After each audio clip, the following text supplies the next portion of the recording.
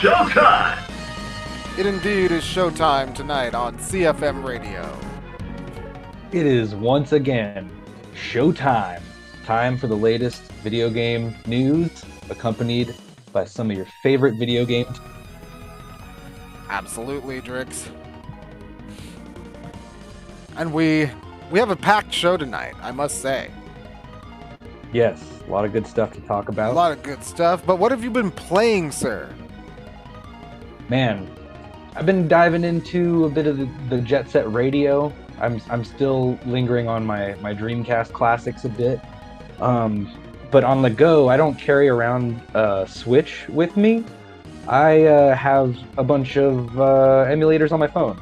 So I've been playing Devil Crush a lot. That's one of my... Devil's Crush, it's a pinball game for the Turbo Graphics. And it was actually renamed for the Genesis, but I pulled that out. And Pokemon Pinball occasionally, too. Oh, hell yeah. Pokemon Pinball. Dude, Pokemon Pinball is such a classic. And you know what? Mm-hmm. I gotta say, Pokemon Pinball is one of those games that's totally, like, if you want a game, like an example of a game that's built for on-the-go play, Pokemon Pinball. Yeah, absolutely. And speaking of pinball, I've been participating in a season of Pinball League. And the finals are coming up. And I'm standing at number 7. In my pinball league of about 30 people, so participate in your local pinball team. Yeah, absolutely. You know what?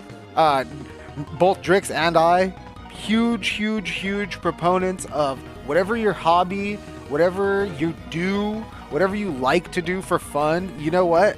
Share the good times with the community, local community, if you have it. I come from the fighting game community, LA, Vegas, Michigan. I've been all over. I've seen a lot of different fighting game communities. I love them all. They're all great. Competitive gaming communities are fantastic. Online gaming communities are fantastic. Even if you are something like arts and crafts, you know, if you like painting Warhammer, if you like playing Warhammer, there's trading card games galore. There's game shops that would just love for you to come and play on their giant tables and stuff. Yes, find one near you. Bring your friends and hang out. And every one of you buy a soda. At least. At least. Yep. You know. Participate in your local vending machines. Absolutely. Because, you know, and like I said, I come from fighting games and I can't put them down. I love Street Fighter 6. The grind does not stop. I am just continuing my platinum climb. I'm going to try. I think I'm going to go for Master. I think I can do it. I think I want to enter a couple of tournaments, but I don't know how good the net play is, and I don't know if I can get out to these local. I don't know where my locals are anymore. So here I am. Oh man, local scene. But you know what? If you fall behind, it's hard to catch up. Things can change on the dime. Where are you at? Local scenes. Right, where are you at? Local scenes. Also, I played the hell out of Pikmin 4. I played the hell out of that game, Drix. Mm-hmm. I mean, we're excited. Well, nice to have Pikmin 4 finally. I loved it. I beat it today before the show. I'll be giving my review later on. I loved it. I loved it personally. I don't think it's perfect. But speaking of awesome games on the Switch, as of an hour ago, everyone. Breaking news. Nintendo be dropping some classic Zelda titles that everyone wanted. Oracle of Ages and Oracle of Seasons. You can get them right now on the Switch. If you have the Game Boy, I think it's just the regular Game Boy, access to the regular Game Boy Virtual Console. If you have that, you can be playing Zelda Oracle. I'm probably going to play them tonight, honestly. I'll probably start one tonight. I love those games. If they have fun fact about those games, if you beat them both and you had a link cable originally on the Game Boy, if you had a link cable, you could link them together and then unlock the final dungeon where you fight Ganon, and it's like a 2-player battle. Wow. Yeah. Co-op link action. Two links. Before 4 swords. man, way to go, Nintendo, trying things, and when they work, just going full on into it. I mean, for all the things that Nintendo, for all the stuff that Nintendo does, and for their reputation as like, kiddie, or like a little bit more juvenile, or a little bit less like low tech, right? For all of those, for all that reputation, especially on the software side, they usually like to make their games a little bit easier, even more so than most modern game devs. For all that flack, Nintendo really likes to pioneer hardware. For all the flack it got, the Switch was the one-of-a-kind console, or the Wii U was a one-of-a-kind console. The Wii itself, everyone had one. I had one. It made the price of like the gyroscope go down because there were a bunch of them to put in the controllers for the motion controls. Yeah. So like, Nintendo really does try to push new ways to play, as opposed to just putting out new games that are cutting edge, which is awesome to think about in the grand scheme of things. Yes, sir. But speaking of underpowered things, we're gonna take you to a little something that we were talking about last week, folks. Before we get into this first round of music here. Last week, we were talking about how Gaming Bowl interviewed the Trine 4 developers and noted some comments made about the all-digital Xbox Series S and how it can bottleneck the developers. That's what the Trine 4 PR guy said. Well, on the other end of the spectrum, on the PlayStation side, the team behind the upcoming game Quantum Error took to Twitter to announce the cancellation of the PS4 version of the game. Ooh, yeah, I can see that happening. I'm already seeing, a downgrade can be an effort, and whether or not that effort is worth it, it's changing with the times. I think it really matters, honestly, if it's purpose built, right? So like if I have an experience that I know is going to run perfectly and it's made for the PS5, the Xbox Series S or X, right? If I know it runs perfectly on those consoles and the downgrade doesn't take a lot of effort, right? Let's say the downgrade is less of an effort and more of an outsourced job, or more of a port even, you know what I mean? Like a downgraded port. Like just get your project manager hat on. Right, exactly. You know what I mean? Like we're just gonna run this on the lowest possible settings on the PS4, right? Like that's what we're gonna do. If that is a leap, that might not be worth it. But these guys took to Twitter, and the official Twitter post reads, Unfortunately, we are going to have to cancel the PS4 version of QE.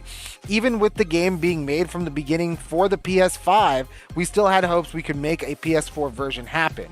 But with the level of quality we have achieved with QE, with the gameplay running at 60 FPS, we have reached the conclusion that there is no way for us to deliver a PS4 version that would live up to what the PS5 is going to deliver. A PS4 version would require too much downgrading and changing of assets, lighting, and much more to function. And with the difference in memory and the slower HDD speed, it would be a very different experience and would not compare to the PS5 version. And it would not be fair to PS4 players. So that's exactly the point I was making earlier. I didn't even really remember. It's one of those things where So ray tracing to me in the beginning was sort of like a gimmick, right? I had seen a couple of videos of some tech bros being like, yo, ray tracing is awesome, and it does have awesome implications for how people can make games and how they can look. But at the end of the day, it's not something great or super impressive. Look what I can do. Yeah, but these developers, they say they just can't deliver a PS4 downgrade. It just takes too much. It's their intent as artists is what it sounds like. Honestly. They're not making Vampire Survivor over there. Right. No. They're like, I'm sorry, this element of technical detail is actually very important to the way experience we want the experience to be. Yeah. Exactly. That's another point. Not compromising. Oh, absolutely. Yeah. Again, that's another point I feel like we want to make. here at Clusterfuck Media, we really believe in the idea that game developers and, they're artists. Like, you're experiencing the vision, whether it be collective or not. You don't believe me, right? Don't take my word for it, dude. Don't take my word for it. Like, listen to literally any game developer interview. Listen to the final panel from hell for Baldur's Gate 3. Like, just go listen to it. These guys, they're trying to bring a vision to life. So, if they don't want to compromise in it, I don't think they should.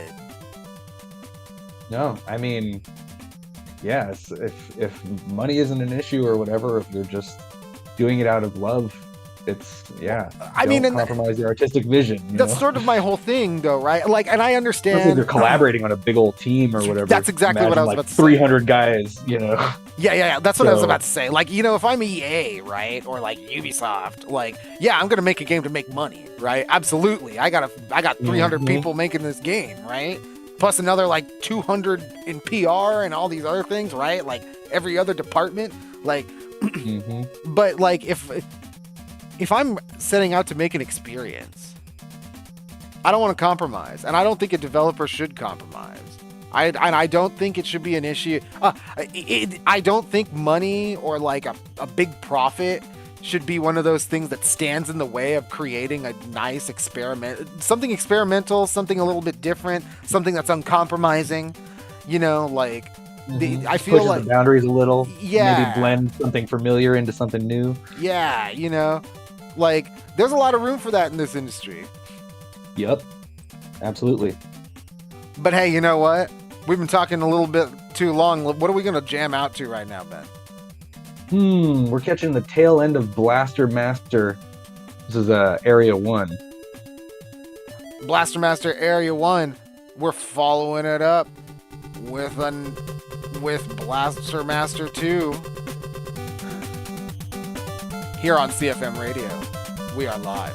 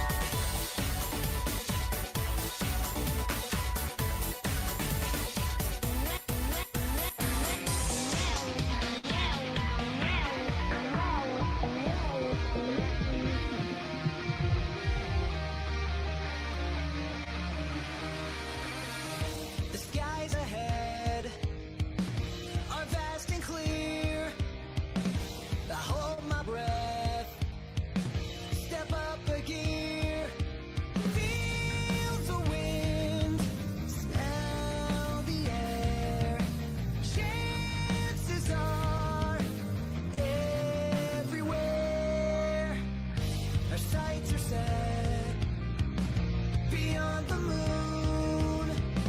Let's show the world what we can do. Dreams are big, eyes are wide. Hear the voice deep inside. Obstacles are no excuse. Come what may, there's nothing to lose. Turbulence won't stop us, we'll keep rolling through. Challenges life throws our way make us even stronger today. This is how we ignite. Boost your spirit off the ground. I'm a spark that won't go out. We can go much higher now. Gravity can't hold us down. We're only at the beginning of this one-way dream. Ignite. Dreams to life.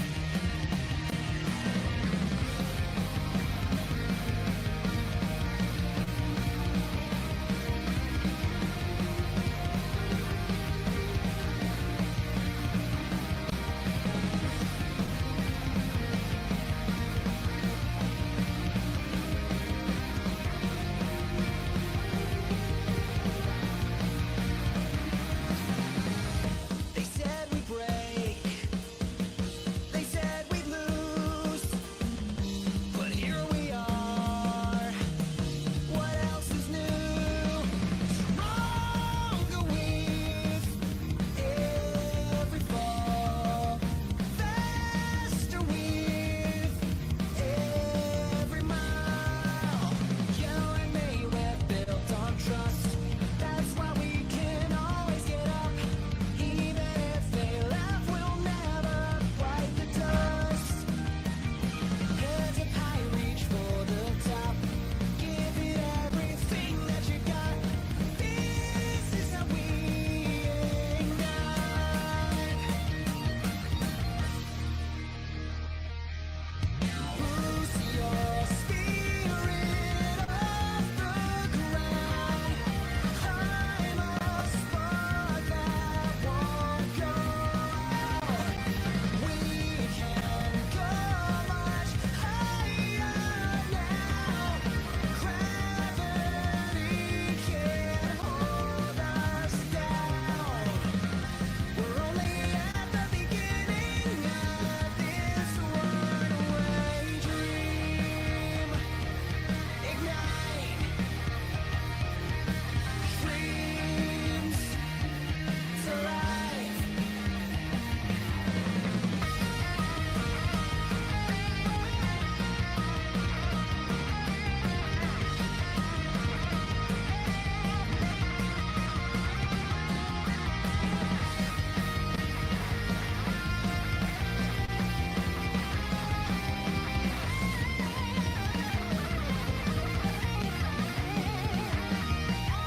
Boost your spirit off the ground.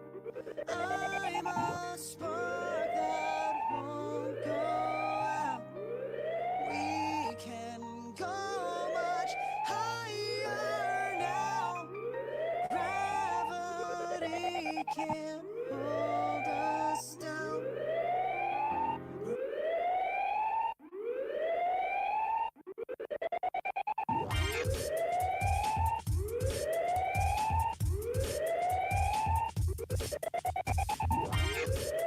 Get the CFM Radio.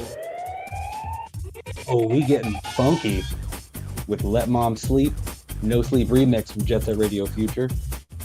Classic soundtrack. From a classic game. And speaking of the classics, Capcom is once again making waves in the news. You know, their fiscal quarter earnings hit the web today. that report boasts some incredible numbers, Drix. Somebody's been crunching those numbers. And Yeah. Time for some of those figures to get out to the public. See how well these companies have been doing compared to monetary gains. Capcom is crazy with these games. These incredible numbers have highlights of being a 73.8 year-on-year increase in sales, a 99.4 year-on-year increase in operating income, and the digital contents business, which includes the Capcom game products, recorded a 97.7% year-over-year in sales. Street Fighter 6. It is indeed pioneered by the release, credited mostly to the release of Street Fighter 6 and its DLC. That game is very good. It's got one of the best character creators we've seen in gaming in the modern day. So I think that's pretty praiseworthy. And, you know, they just dropped their newest DLC character, Rashid. And he seems to be, I guess there's a little bit of an error, but you know what? He seems to be pretty good, and people really like him. He is a classic from Street Fighter V. Yeah, I like meet Rashid. Rashid was awesome. But, you know, Microsoft also made their Q4 earnings public. And though the stats, and, you know, their stats are interesting. And they're certain, but they're a little bit more flat than Capcom. Okay. Yeah, they got a lot more stuff to worry about as Microsoft than just entertaining people with video games. That can't be their highest priority, but nevertheless, they still do it well and have reported some increases. We'll zoom in on that gaming revenue. You know, the gaming revenue is essentially flat, and the Xbox hardware sales are actually declined by 13%. But Xbox content and services grew 5% year over year, spearheaded by Game Pass and third-party titles that help fuel it. You know, a couple weeks back, we talked about Capcom's 30th anniversary and the interview that took place with the president of the company in honor of the event. It looks like those changes that they spoke of about their business model and the shift to digital sounds like they really paid off. Yeah, I mean, if they gambled or predicted, it's seeming to work out for them. Well, hey, you know that business strategy of theirs. I can't wait to see what it looks like in 3 years when they tally up the numbers for games like Exo Primal and the RE4 remake. You know. Mm-hmm. Yeah, aiming for those 3 year later digital purchases. I mean. The window. Yeah, gamer royalties, video game style. You know, interesting idea. We'll see how it plays out for them. I mean, these numbers are pretty good, and you know, Microsoft and Xbox, we'll chalk it up to growing pains, right? They just absorbed Activision Blizzard. There's a lot going on. Oh yeah, Mike Ibarra, no, there's no way they're running full steam just yet. Yeah, after all they've acquired, especially after their legal battle, and that must have been a holdup for them. Definitely, we covered it here. It was definitely harrowing, especially with the Trine 4 guy coming out, and Larian coming out, and Techland coming out, and they're saying, hey, you know, Xbox Series S, great idea for consumers, horrible idea for us. We can barely develop games for this thing. Yeah, a bit of a developer complaints on the horizon. A little bit of a hurdle. You know what? I gotta say, Drix, the more and more we think about this Xbox situation, the more and more I just feel like it just sounds more and more Sega, bro. Might be looking at the last Xbox. But you know what? Let's not think about that. Let's jam out before we get into some new releases. Drix, what are we gonna jam out to? This song is called Bloody Battle from classic PS1 shoot 'em up Einhander. Ooh, Einhander, Bloody Battle, CFM Radio.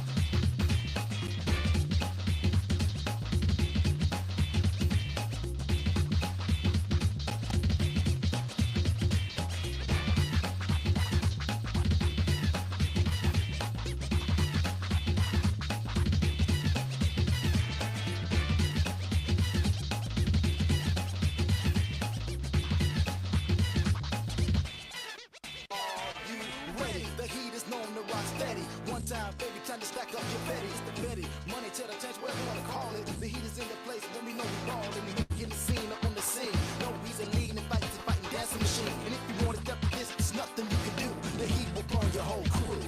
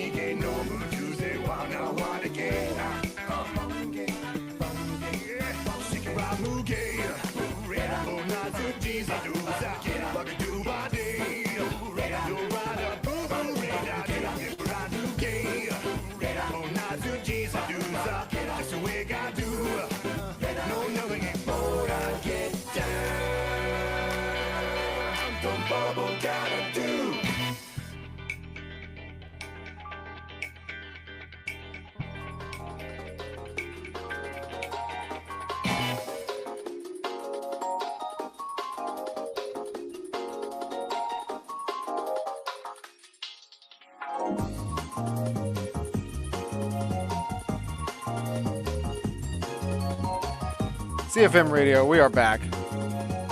CFM Radio, back once again with the new releases. We got some new releases this week. Yesterday we saw the release of Remnant 2, as discussed last week. Remnant 2, the follow-up to 2019 Remnant from Ashes. But today, PC players can also enjoy a port of the PS5 smash hit, Ratchet & Clank Rift Apart. Ooh, that's gonna be a good time. Right? It's gonna be awesome. Loving me some Ratchet and Clank. But if you're looking for something totally new to game on, Double Dragon Gaiden: Rise of the Dragons offers up some timeless retro beat 'em up action. From the Steam page, the Double Dragon brothers return in this fresh addition to the iconic beat 'em up franchise. With roguelite elements, every playthrough is a chance at new action. Tag in with 2 of 4 starter characters, or unlock 9 additional characters, each with their own special moves and unique playstyles. You gonna play some Double Dragon Gaiden, Drix? I am getting heavy Shredder's Revenge vibes from this. So yeah, this might be something to pick up and enjoy on the couch with your friends that like to come over and play beat 'em ups and stuff. You got special moves. Streets of Rage 4 is also a good example of that. Oh yeah, Like, Streets of Rage 4. I'm seeing a bit of a comeback here. I don't know. Call it the 90s if you will, but yeah, a new Double Dragon beating them up in the streets. Yeah, at least for these nostalgic old school games. And hey, you know what? We're gonna go in with some from the heavy nostalgia to the deep indies with rightfully Barry Arms, an intense roguelike cute-em-up hitting Steam tomorrow. From the Steam page, rightfully Barry Arms is a bullet hell roguelite that is about much more than collecting loot, dying, and losing everything. Carefully choose enemy upgrades against your own, then plan your dungeon crawl tactfully to gun through unique factions of enemies, strategically preserving loot after death. So this sounds like, I love roguelikes, I love roguelites, I love these kinds of games, I'm a sucker for them, but I will be the first one to admit there is a lot of stagnation in the genre. I like these hardcore roguelites and roguelikes because they end up being the better experiences, unless your experience is super tight, like Dandy Ace, you know what I mean? And it's just straight up fun, start to finish. Even though it's not super challenging, it's still super fun. Not a lot of roguelikes can really hit that sweet spot, but if this game can do it, it's going to be awesome. And most of the games that can do it lean into the tougher side. Do you like roguelikes, Trix? I have enjoyed a few and many. I'm a Vampire Survivor fan. Oh yeah. There was one called Road Rage or something that was like Road Rash with procedurally generated tracks that you could fight people. Yeah, it's in my Steam library. I think it's called Road Rage, something similar to Road Rash, but not quite, But that one was actually a really good experience. I think it was made by one guy from Australia too, and sick. I think he might even give you his phone number when you buy the game if you go through the right menu or something. He's like, "Hey, you got any problems? Here I am. Call me." Oh, damn! All right. Yeah, hooray for the indies. Yeah, you ain't kidding. But this one, I mean, you got to have a visual style or something artistic to present. And I like the way this cute version of Smash TV is looking. Right? Yeah, it definitely to me, it's like Cotton Fantasy, right? It really preserves the cute 'em up. Yeah. And cute 'em up isn't just a cute shoot 'em up, right? It's its own thing. It's got it takes those elements and cranks up the cuteness to 11, of course, but it also it goes into your mechanics. It you become overwhelmed, your enemy design. You become overwhelmed by things like sheep. You get I love in cute 'em ups that take themselves seriously the bullet geometry that you have to work with, because say what you want, shooting a heart correctly or shooting sparkles correctly to get the maximum impact out of them, and you could kill a lot of those things in those kinds of cute 'em up games with those little boom hearts attack and sparkle bomb, you know what I mean? But they're really, a lot of them get really precise because it's sparkles and hearts. So yeah, it could be another layer of difficulty, even if tough as nails is what you're going for in your roguelites. Indeed. We're gonna talk about. We got a few reviews for you right here after the musical break. We got Pikmin 4, and we have Arcadian Atlas. We're going to start off with that one right after the break. And right now, we are jamming out to the final battle. Drix, what game is this from? This is a Japanese import puzzle game for the Super Nintendo, and it's called Do-Lucky No Puzzle Tour 94. Whoa, that's a mouthful. Do-Lucky No Puzzle Tour. Right here, CFM Radio. Let's go.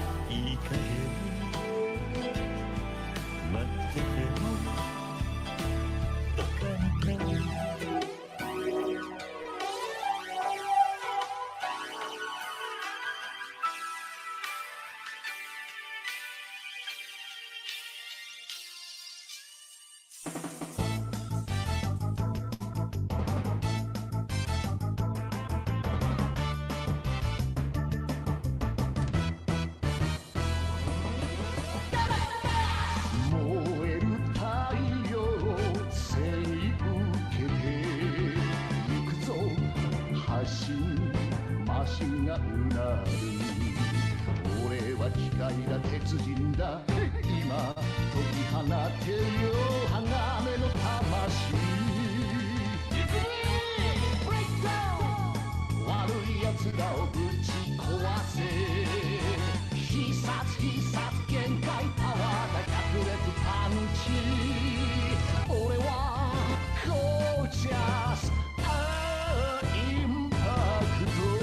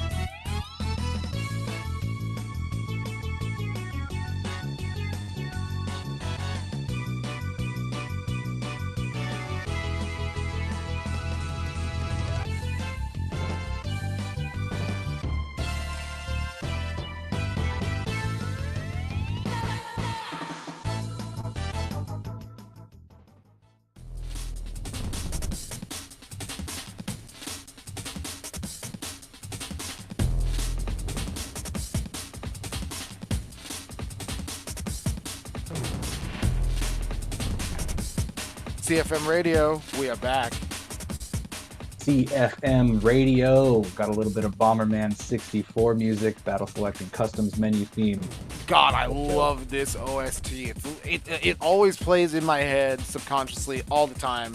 Whenever I'm like just doing anything, you know, like it'll be like, oh, dang, it's just so good. But yeah, I'm a big enthusiast of jungle drum and bass in gaming and just break beats, man. Good example. Oh man, and Bomberman 64 absolutely nails it. So many good ones. So we've got a couple game reviews for you. And Drix, why don't you start us off with what you played? So I got an early taste of Arcadian Atlas, which, pardon me while I also scroll through songs, which it's a throwback, like love letter, pixel art styled tactical RPG. It's a modern tribute to strategy RPGs of the past. I'm talking Tactics Ogre, I'm talking Final Fantasy Tactics, Tactics Advance, taking turns but on a grid. And man, I am just first off so stoked that people are taking beats from those games and re-envisioning stuff that was great and that worked, and trying things new with it, and putting their own flavor. This is a German developer, and you can see a little bit of that, like cool, a little bit of that almost like folk art kind of feel, or I don't want to say that characters look like Legos, but like miniatures, but like in a good way. Like you could imagine them being carved out of wood. That was something that I really liked about it, just looking at it. Yeah, no, I see what you mean aesthetically. I'm checking out this B-roll, and it's like Tactics Ogre, but you're right. The pixel work is crazy. Like, yeah, and another thing I really loved was the details in the character design. Like you can see their limbs like all shaded, and there's actual like expressions that change on their face. You can see them sort of make a little, even though it's a few pixels worth of actual screen space, you can see their like grimace or their disdain, or when things happen to them, you can see their little sprite just turn sour. Nice. Oh, So, sweet. I feel like it had a really cool feel. And it takes a lot of similar story beats from the games it's inspired by, but not in a way that like, you know, I didn't feel like you just ran a tactics game through ChatGPT. It seems like a well put together story that I actually found pretty like emotionally gripping, while still kind of playing homage to games in the genre that we've loved in the past. So what we got here is like a classic story of succession. The continent of Arcadia was shattered by war, and there was a time of peace, but now a conspiracy surrounds the death of the king. And a new queen is ascending to the throne, but she banishes her illegitimate heirs, declared illegitimate. And yeah, we're not really sure how or what happened to the king himself, and what kind of plot might thicken behind it. So the story follows two characters, Vashti and Desmond. And it's cool to see it play out, like, oh, are they romantically involved? Like, what's their relationship? But they serve the kingdom, and all of their beliefs and ideas are just sort of brought into question throughout the storyline. And yeah. it's cool. It's a nice little sort of tear in like what's right, what's wrong, because magic has been outlawed. But the former princess Lucretia, she's getting people pretty riled up and on a mission to take back the kingdom, because she, you know, has a feeling something bad happened to Dad, and is now taking up arms. But in her fight, she may have strayed into the path of dark magic, the evil, the bad stuff. Not just the elements, not just fire and water and ice, but the dark, spooky magic, you know, that takes place in caves and things like that. Oh, damn. So- All right. Yeah, it sounds very Tactics Ogre, very very inspired by those classic titles. Mm-hmm. Especially Yeah, in the storyline, and of course the gameplay. Gameplay looks definitely top-down, turn-based tactical. You know, looking like you get that whole. Is there like weakness resistance systems, anything like that? Like, Oh yeah, it's very accessible, and sort of has that simple to learn but difficult to master feel to it, because it kind of takes it easy. Like, this is a great game if you don't want like a tough as nails strategy game, but still very rewarding with its level of difficulty, because you can make a couple mistakes, like similar to Final Fantasy Tactics. When you like level up your characters and re-equip them and stuff, you might want like another save, because you don't know what's coming down the pipeline as far as like what the enemies are going to throw at you in the next battle, and it varies it up so that it doesn't get stale. And I actually got kind of hooked on the side missions. There's only limited side missions, because pretty much every time you finish a fight, your characters level up. The main characters, they actually auto level. So you can use like sort of your backup crew, and then not even have to worry about like your story characters who, like, you know, you don't want to pass away permanently in the middle of a fight. oh, but 'Cause there that'll is lose permadeath. you the- Actually, no. It's only Oh, okay. temporary, like for the duration of the battle. So that's one of those things where it takes it easy on kind of newer players to the genre, and you know, has a solid level of difficulty where it's rewarding, but like you're not being punished anytime you mess up. I mean, it felt very fair. Like, I could see where my strategy and battle choices might have put me in a poor position, and I was like, okay, I'm ready to come back at this I don't care. I actually got kind of stuck doing like a really fun side mission where you fight a bunch of dudes in a tavern, and it was like, oh, they're like specifically like melee people, and I cannot let them close to my caster, or I might want to switch out my casty boy, to something more armored. And so it doesn't always favor like range versus melee. And you can actually unlock through command points. There's like a separate shop that's not for equipment, but for little like perks almost, if you will. And it'll give you some helpful stuff like tips on your next contract battle anyway. Not story mission, but side mission, like a contracted battle that you get in a tavern and you just go mess stuff up so that you can get extra experience or skill points that you assign to go up the skill tree, which is the skill tree isn't that long. It pretty much splits in half for each job type, and you pretty much have spellcasters, rangers, what they call cavaliers, which is like your armored tanky type, and apothecaries, which are your healers. And I like that the healers actually, you can specialize in each of those classes in two ways. Like the healer, you can be more of a field medic, or you can concentrate on a bit of DPS and actually do damage and cause status effects. There's 4 different types of status effects. There's noxious, burning, wet, and like frozen, like the ice kind. Oh, and okay. you can also cast electric spells, but you can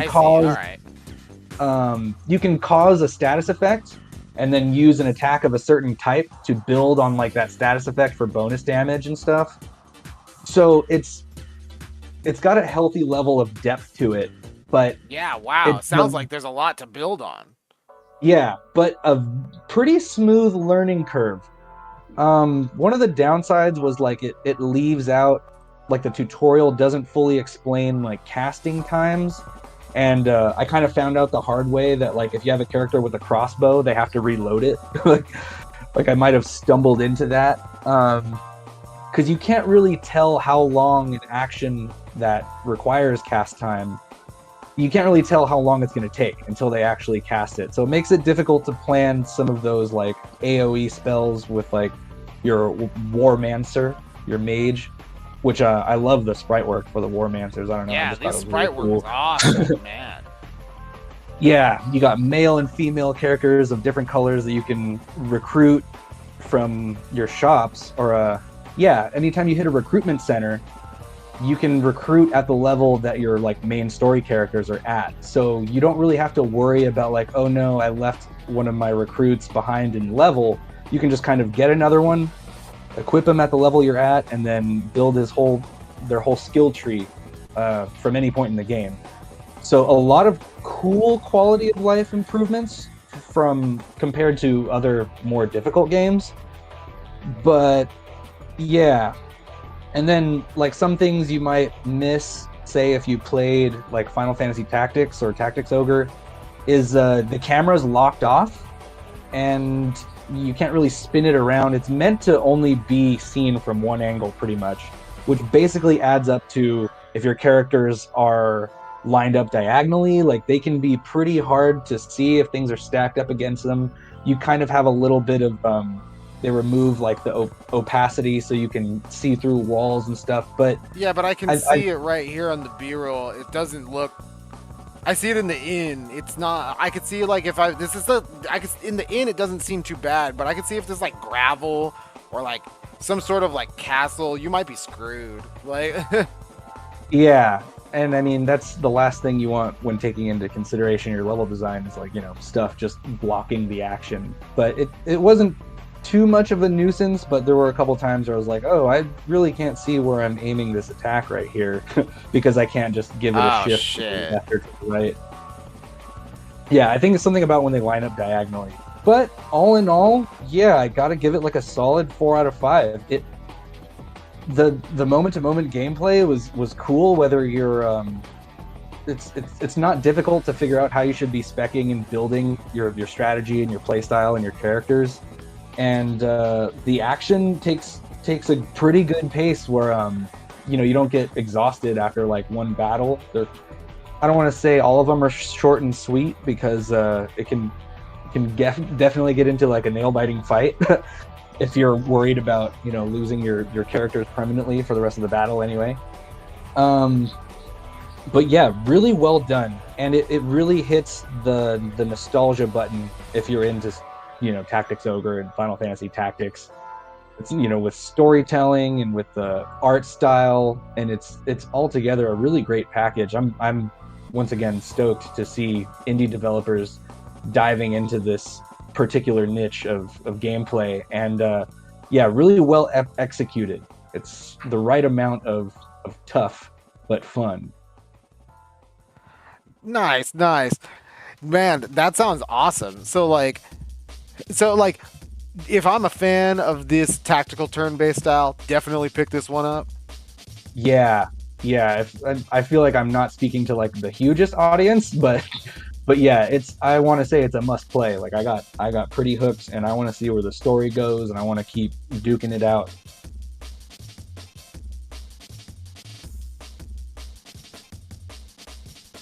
Oh, there, I was muted. Jesus, there we go. But that sounds awesome. I love these kinds of tactical turn-based games. I feel like they're they're like unsung heroes, right? We had Tactics Ogre Reborn like last year, 2 years ago. That game, I think Live Alive is on sale. Live Alive is on sale. Those games, like they're it's great to see, not from Square Enix too. Yeah, and, it's nice to see another developer doing it. I gotta land that one. And not just that, just like those games get decently high scores too. 8s and 9s, pretty good. Like, it's a solid target to hit. I'm glad to see it. Yeah, totally. Well, that's Arcadian Atlas, 4 out of 5. You take a look for it. Comes out the 27th. Yes. Comes out 27th of July.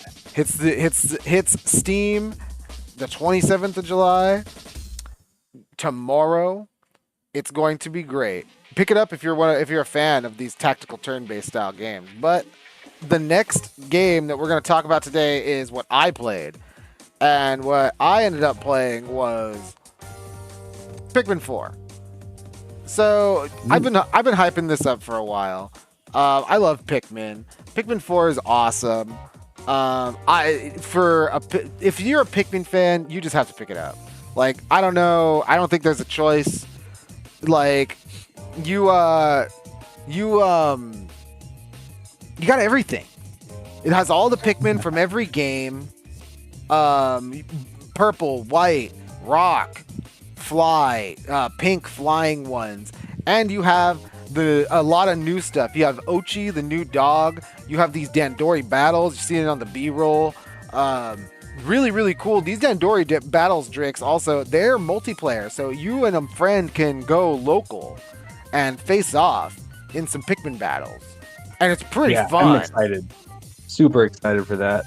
I want to try it. It's super duper cool. I really, really like it. The main game itself, beautiful game on the Switch. Like, one of the best looking games I've seen. The sense of atmosphere is fantastic. You really get sucked into these larger than life environments. You're Pikmin, you're about the size of an ant, and you control these little plant dudes. So you're running around like it's just a little sandy beach, but it can have a huge, like, the flowers are huge and like the rocks are enormous. The cool thing about this game, it adds houses, the inside of the house as a biome. So like if you're watching live right here, this B-roll, you can see me. I'm literally grinding Sonic style in the middle of a house to get to a countertop. It's awesome. Like, a lot of great things about this game. A lot to love in it, especially if you're a Pikmin fan. Again, you got to pick this one up. Absolutely, you have to play it. But I gotta say, it's not perfect. Yeah, there's a couple of things that really nagged me about Pikmin 4, and it's less about I don't think there's very many missed opportunities. There's a lot of good. It's a good challenge ramp up, But if you're a veteran, or you pick up on this style quick, like this real-time strategy style quick, you're gonna annihilate the first 2 levels. And these first 2 levels offer they have a lot of meat in them, in tutorials and new mechanics and introductions of enemy types and Pikmin types. So there's a lot to it. Just between the first 2 worlds, there's also the night missions that are new, and the glow Pikmin that come with them. The brand new type of Pikmin are glow Pikmin and ice Pikmin. Ice Pikmin freeze. Glow Pikmin are only at night and in caves. They are immune to status effects. But the main thing about the night modes is they suffer from the same problem, is that those night modes end up being like tower defense modes. And it's cool. I like tower defense. I really enjoy tower defense style games, and I think that's a really fun game type. But I also think that tower defense, the main allure from playing a tower defense game is that it's high tension, right? Like there are moments where like things just go totally out of hand, spiral out of control, like and it just becomes like super micromanagement heavy. That doesn't happen in Pikmin 4 until like deep into these tower defense levels. I don't want to say how deep specifically, but it's about like the halfway point, you know? Like you get about halfway through the game, and then that challenge starts picking up. Main game Pikmin challenges, the puzzles, the enemies, the battles, all those kinds of things. Those that picks up by the 4th level. But if you, again, these mechanics, if you're a veteran or you get the hang of it really quick, you're just gonna blow through these levels, and it might lose you if you're a new player. So I don't like that about it. On top of that, the Dandori mode, the battle mode multiplayer, no online functionality at all. Oh, ouch. Yeah. Really? No online. Like I can't be like, yo, dude, go pick up some Pikmin 4 so we can Dandori all night long. That's not a thing. Like, yeah, and I need another reason to pay for an online subscription too. I could use more of those on the Switch, like because I had my Smash phase and that was cool with my friends. But yeah, more online games, and I mean the new addition to the Game Boy expansion pack or whatever is cool. But yeah, that worth please, the more subscription? online multiplayer on the Switch. Yeah, you know, Pikmin's not helping that at all. Not only is Pikmin not helping it on that front, Drix, the couch co-op 2 captain modes that have been ubiquitous with the series since Pikmin 2, really, it's gone. It's replaced, like player 2 co-op, like 2-player co-op in this game. Player 2 is, I'm not afraid to say it, second-class citizen mode. You get a crosshair, and you can shoot pebbles at enemies. Oh, okay. So that, yeah, another missed opportunity. Yeah, there, like those are the biggest missed opportunities when it comes to the bulk, the meat of the game. Like if you're watching live, you're looking at the B-roll. This game is fucking beautiful. It's one of the best. Like it's up there with Luigi's Mansion 3 as one of the better looking games on the Switch. All of these like it all comes off really good. Like the lighting is fantastic. The water looks great.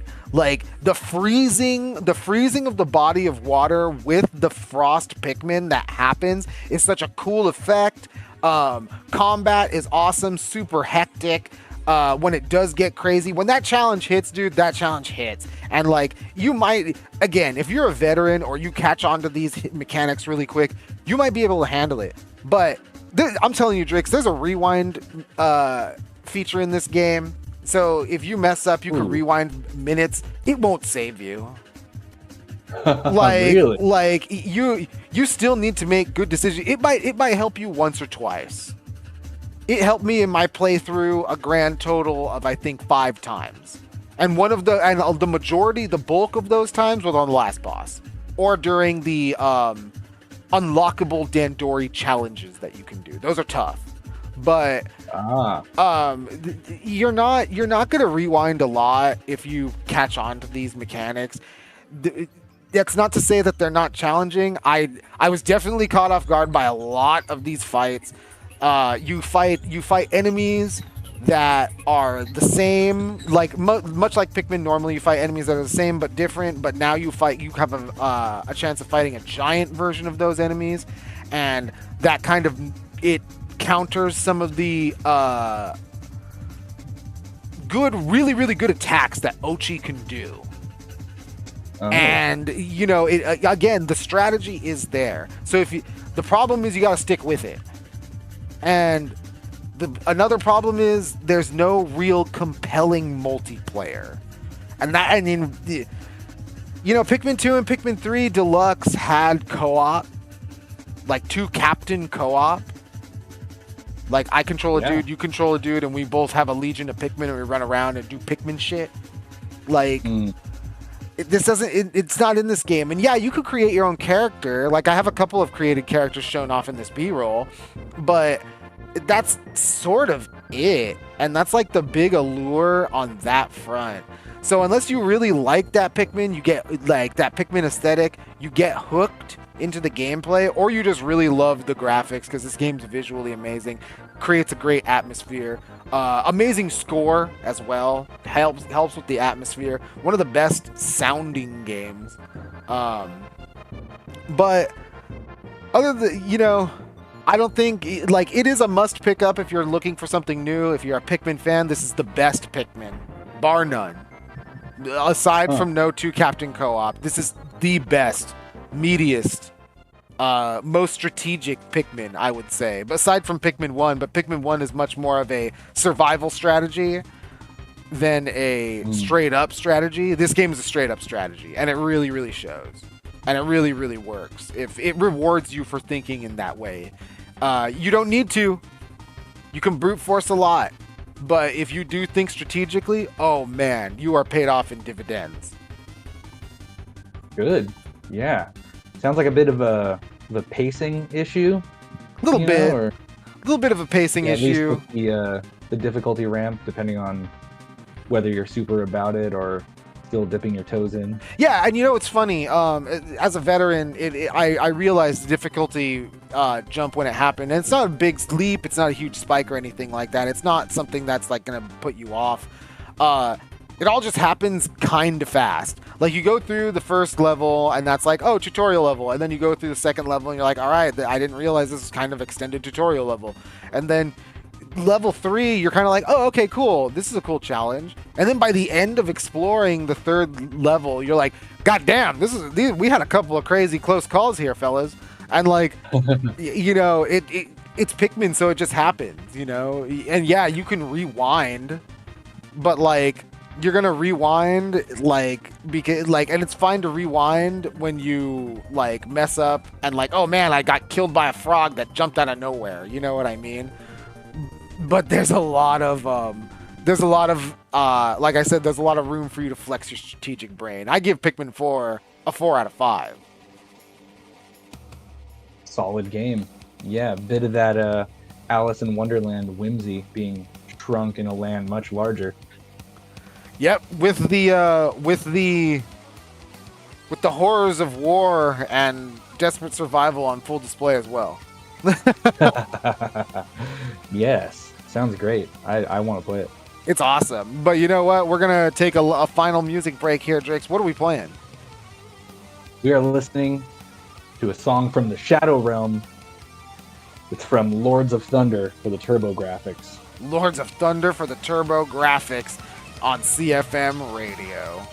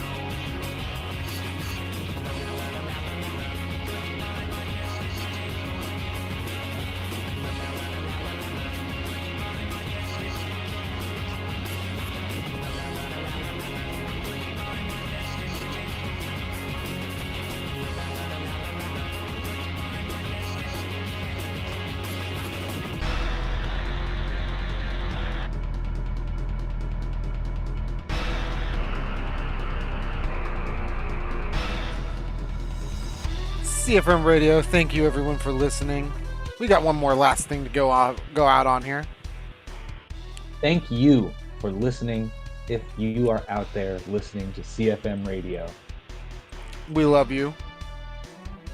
The last thing we're going to talk about, really quick, Riot Games. We love them or hate them. They got a game coming out, Project L. It's a League of Legends fighter.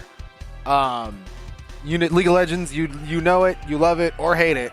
From Arcane fame as well, Netflix show. These guys invited a ton of gaming influencers to try their new unreleased fighting game, Project L. This League of Legends, yeah, man, this League of Legends based fighter seems like an eclectic game, with reports saying that it has a flow like Marvel vs. Capcom 3, takes cues from games such as Skullgirls and classics such as Capcom vs. SNK 2 to offer an experience that is receiving unrelenting praise.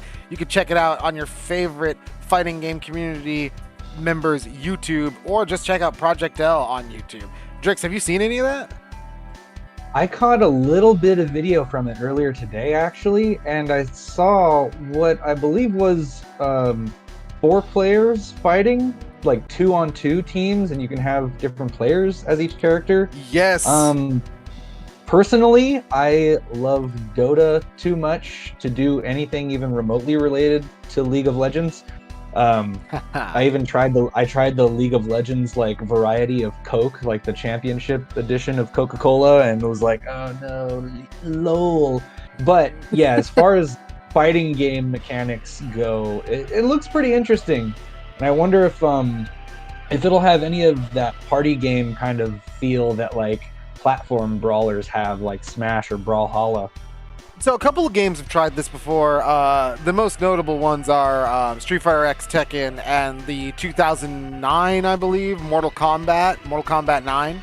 So like you can have 4 players playing on a team, fighting there. But you know what, Drake? So the one thing I gotta say is leave it to Riot to make a fighting game where you can blame your teammate. Yep, in true MOBA fashion. And you know that Riot's new fighter isn't the only unreleased game that got an information blowout. Yesterday saw the release of the gameplay trailer for Armored Core 6, and it looks absolutely amazing. Shows off the melee combat, intense mech fights, and even PvP gameplay. The latest entry in FromSoft's long-running mech franchise is sure to shake things up. Drix, are you down for Armored Core 6?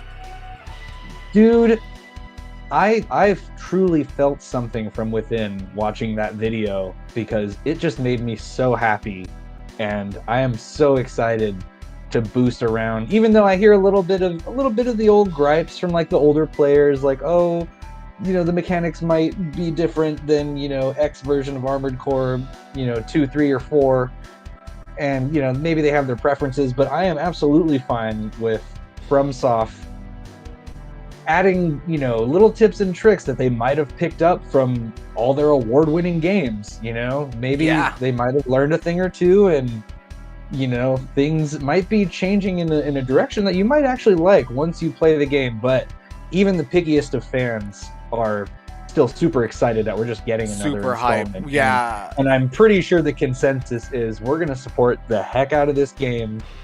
Man, 3 versus 3 PvP battles, on like 3. We can get our little squad together and go, Hell like, yeah. 6-2-1. You, me, and Chef. You know, like, yeah, some good streams ahead, hopefully. And sounds good. Yeah, we'll get a taste of Rubicon's blessings pretty soon. So hell excited. yeah. Armored Core 6, Fires of Rubicon, coming out bottom of next month. Gonna be a great game. Check out the gameplay trailer if you haven't seen it. Drix, I think it's time we about signed off. Yep. Maybe one more classic tune. Time What? Station from What? Ape Escape. One more tune. We love this time. We love this game. Time Station, Ape Escape, CFM Radio. Y'all have a good night out there. We know you'll be back. Have a good night.